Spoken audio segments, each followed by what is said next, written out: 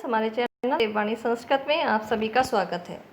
आज हम आपके लिए कक्षा 10 की पाठ्य पुस्तक संस्कृत गद्य भारती के 9वें पाठ का दूसरा भाग लेकर उपस्थित हुए हैं, जिसका नाम है जीवनम निहितम वने। वन में जीवन निहित है। अब ऐसा क्यों कहा गया है कि वन में जीवन निहित है? क्योंकि वन में वृक्ष होते हैं और वृक्षों का या वनों का और मनुष्य का संबंध अनादिकाल से जुड़ा है। हमारे भौतिक और सांस्कृतिक विकास में वनों की एक अहम भूमिका रही है। वनों की अनुपस्थिति में जीवन की कल्पना करना असंभव है, क्योंकि वृक्ष ही हमारे पर्यावरण को प्रदूषित होने से बचाते हैं और हमें जीवनदायिनी ऑक्सीजन प्रदान करते हैं। हमारे पूर्वज इन वनों का पुत्रवत पालन करते थे। वृक्षों को लगाना, उन्हें पोषित करना कर्तव्य माना जाता था। हमारा भी कर्तव्य बनता है कि प्रत्येक मनुष्य अपने जीवन में एक पौधा लगाकर उसे पोषित कर बड़ा करे। केवल पुराना वृक्ष ही काटने चाहिए और काटने से पहले दुगने नए वृक्ष लगा देने चाहिए।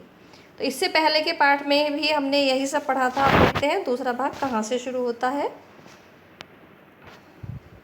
यहाँ तक हमने पढ़ा दिया था कि आज विश्व के सभी राष्ट्र जो हैं वनों की रक्षा के लिए प्रयास कर रहे हैं।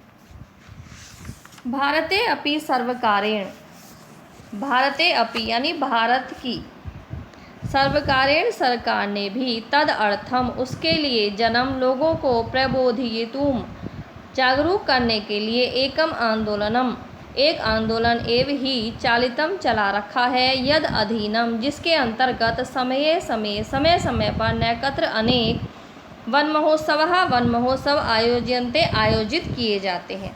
अर्थात भारत सरकार ने भी वनों की रक्षा के लिए, वनों के संरक्षण के लिए लोगों को जागरूक करने के लिए एक आंदोलन चला रखा है, जिसके अंतर्गत समय समय पर अनेक वन महोत्सव आयोजित किए जाते हैं।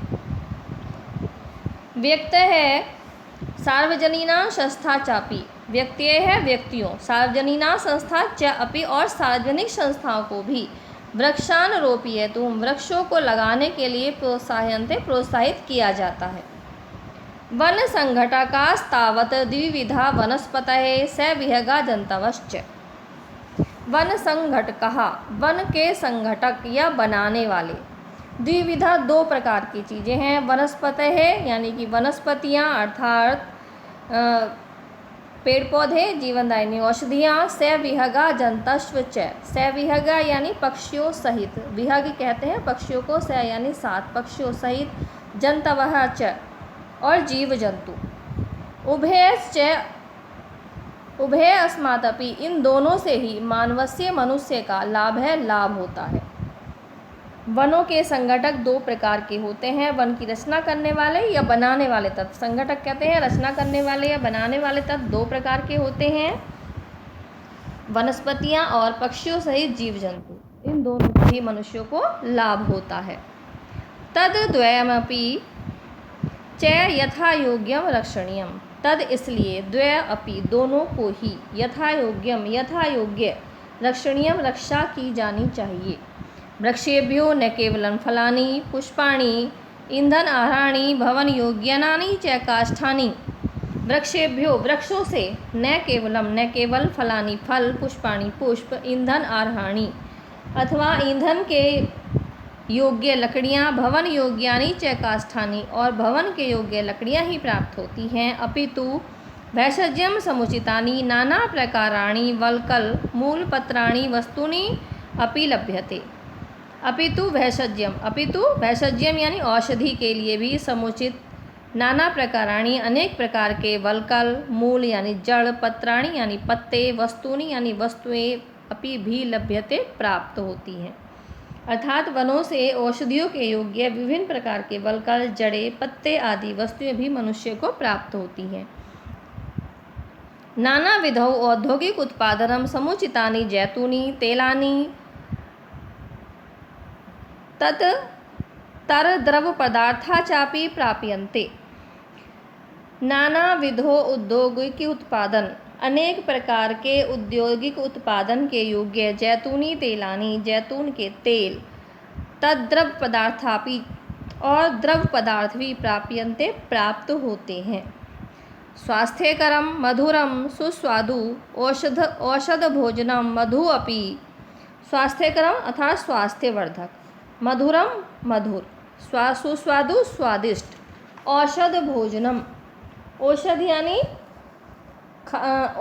औषधि के रूप में, भोजनम खाने योग्य, मधु यानी शहद, स्वास्थ्यकरम स्वास्थ्यवर्धक, मधुरम मधुर, सुस्वादु स्वादिष्ट, औषध भोजनम औषधि के रूप में, भोजनम खाने योग्य, मधु शहद, अपि भी, वनस्पतिभ्यः एव उपलभ्यते वनस्पतियों से उपलब्ध होता है। कर्दगस्य एव नायलॉन इति प्रसिद्धस्य उत्तमपटनिर्मितं प्रयुक्तस्य सूत्रस्य उत्पादने अपि वृक्षविशेषाणां काष्ठम् उपादानं जायते। कर्दस्य एव, कर्दस्य यानी कागज के जैसे, पतले, नायलॉन इति यानी कि नाम से, प्रसिद्धस्य प्रसिद्ध, उत्तम, पट यानी वस्त्रों के, निर्मित है निर्माण में, प्रयुक्तम काम आने वाले, सूत्रस्य धागे के, उत्पादने अपि उत्पादन में भी, वृक्ष विशेषाणाम विशेष वृक्षों की, काष्ठम लकड़ी, उपादानम सामग्री के रूप में, जायते काम आती है। कागज के समान पतले नायलॉन इस नाम के प्रसिद्ध उत्तम वस्त्र के निर्माण में प्रयुक्त होने वाले धागों का उत्पादन भी विशेष वृक्षों की लकड़ी और उसकी सामग्री के रूप में, जो विशेष वृक्ष हैं वो काम आते हैं। तेषां शाखाम अनुपयोगो मंजूषा पेटिका आदि निर्माणम क्रियते। तेषाम यानी उनकी, शाखा नाम शाखाओं का, उपयोगो उपयोग, मंजूषा संदूक, पेटिका और पेटी आदि के निर्माण में किया जाता है। उन वृक्षों की शाखाओं से संदूक और पेटी आदि बनाई जाती हैं।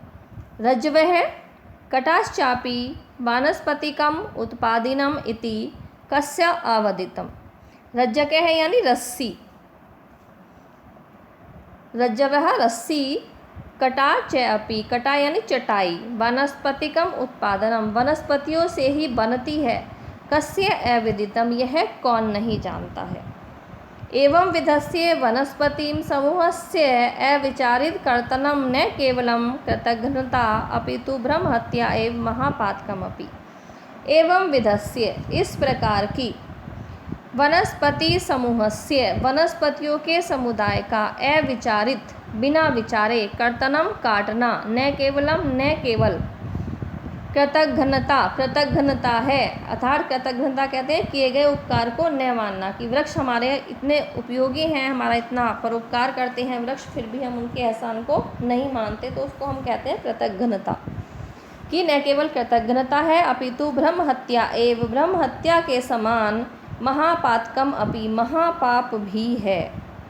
संप्रति यावत् वनानां या हानिः कृता तत्पूर्त्यर्थं हरितवृक्षाणां कर्तन अवरोधो नूतनानां प्रतिदिनम् अधिकाधिकारोपश्च सर्वेषामपि राष्ट्रीयं कर्तव्यम्।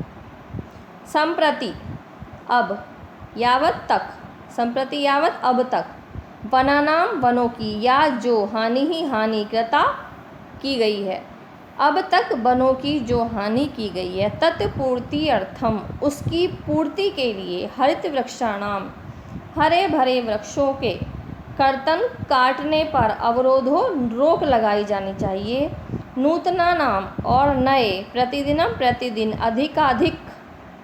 अधिकाधिक संख्या में, रोपश्च रोपने चाहिए, अधिकाधिक आरोपश्च आरोपश्च यानी लगाने चाहिए, सर्वेषामपि सभी को भी, राष्ट्रीयम कर्तव्यम राष्ट्रीय कर्तव्य, अर्थात अब तक जो वनों को हानि पहुंचाई गई है उसकी प्रतिपूर्ति के लिए हरे भरे वृक्षों के काटने को रोकना चाहिए, और प्रतिदिन अधिकाधिक संख्या में सभी को वृक्ष लगाया जाना सभी का राष्ट्रीय कर्तव्य होना चाहिए। वायु शुद्धि भूषण निरोध है, पर्जन्य सहायम च वनानां मानवस्य जीवन प्रदः परोक्ष उपकारः। वायु शुद्धि ही, वायु की शुद्धता, भू शरण निरोध है, पृथ्वी के कटाव को, शरण यानी कटाव को, निरोध है रोकना, पर्जन्य सहायम, बादलों की सहायता करना। वनानाम, वनों का। मानवस्य, मनुष्यों को। जीवप्रदः, जीवन प्रदान करने वाला। परोक्ष उपकार है, परोक्ष उपकार है अर्थात छिपा हुआ उपकार है। तो स्टूडेंट्स, इस वीडियो में केवल इतना ही। अगर यह वीडियो आपको अच्छी लगी है और इससे अगली वीडियो आप प्राप्त करना चाहते हैं तो हमारे चैनल देववाणी संस्कृत को सब्सक्राइब करना न भूलें। और अगर ये वीडियो आपको अच्छी लगी हो, आपकी पढ़ाई में इसने सहायता पहुंचाई हो, तो इसको लाइक और शेयर भी अवश्य करें। धन्यवाद।